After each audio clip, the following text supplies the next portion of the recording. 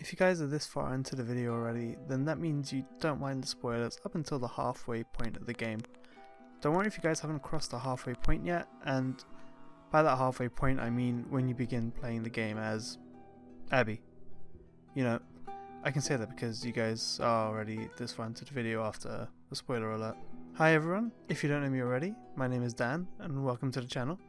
Today I want to talk about how a certain sequel of a well-established Naughty Dog video game has lied to all of us. To The Last of Us. Okay, that was a bad joke. Moving on.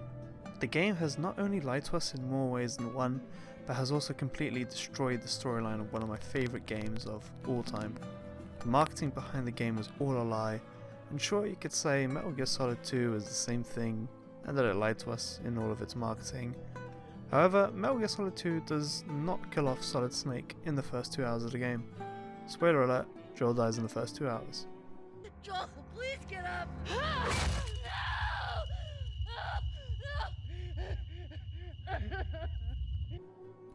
Let's start from the beginning now.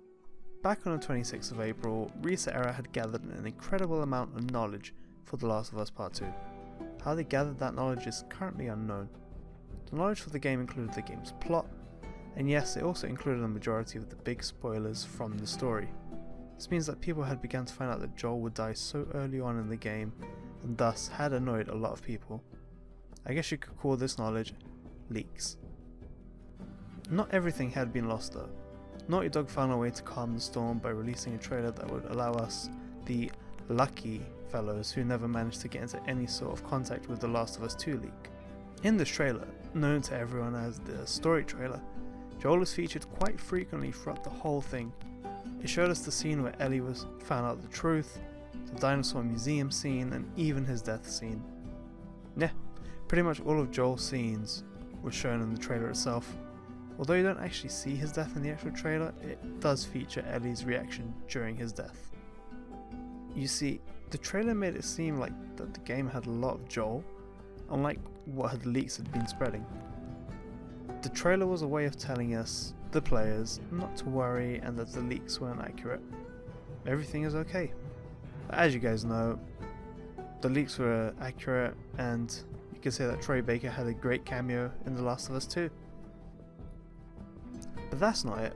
In the trailers, a majority of the flashback sequences of Joel had his model swapped for the older Joel model, making players believe that these events would take place during the events of The Last of Us 2 when he's older, and that they weren't actually flashbacks. That's not to mention that it's not the only time Naughty Dog has outright lied to our faces. They had shown the world a lot of Ellie footage throughout the game's marketing. This obviously would imply that you play as Ellie throughout the entire game, and they did actually say that Ellie would be the only playable character throughout the game. Of course, just like The Last of Us 1, there might be some segments where you play as someone else, just like in the beginning of the sequel where you play as an unknown character who would later be known to us as Abby. But boy, we were wrong. Once you finish Seattle Day 3 as Ellie, which is roughly the halfway point of the game, you then have to proceed to play all the days again and more as other characters. We, as gamers, don't want to play as the character that had just killed Joel. I don't sympathise with the murder of my favourite character, no matter how unethical his decisions were. It just takes the fun out of the game and applies pure boredom throughout the rest. It's a huge middle finger to the fans. Comparing this to something else would be like watching Game of Thrones from Ollie's perspective, permanently after he kills Jon.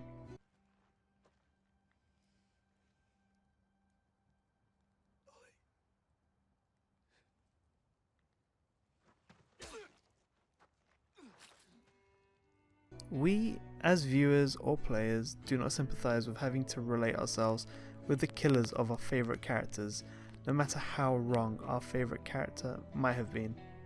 Also, adding on to what I was saying about the marketing, in the UK and probably other territories as well, the game had a Steelbook edition, which I believe it might have been a pre-order, it might have not been, but anyway, the Steelbook cover had two characters on it, Ellie, and then you turn it around and it's Joel. There's no Abby at all. Again, that's a huge middle finger to the fans, showing us that, you know, Joel will be a major character in the game, which we all know he really isn't. But moving on, As you can tell, I've clearly went on a tangent there, and sure, I have seen tweets of the developers saying that this game isn't made for people like us, which I think is just a stupid thought. A game should be made for everyone, especially for fans of the first game. And what this game tries to do is use lies and deceptions in its marketing in order to boost its sales figures.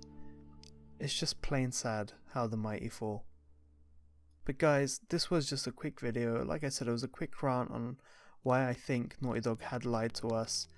If you are interested to see how we feel about The Last of Us 2, please check out our channel. We've got another video about it. And at the moment, I'm currently writing on a script on my honest thoughts and critique on The Last of Us 2 as a whole.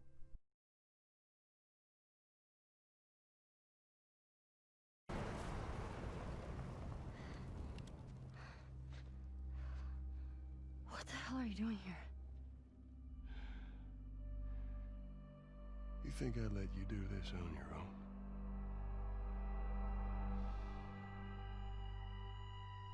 Thank you guys so much for listening to this rant, and we hopefully shall see you soon in our next video. Take care.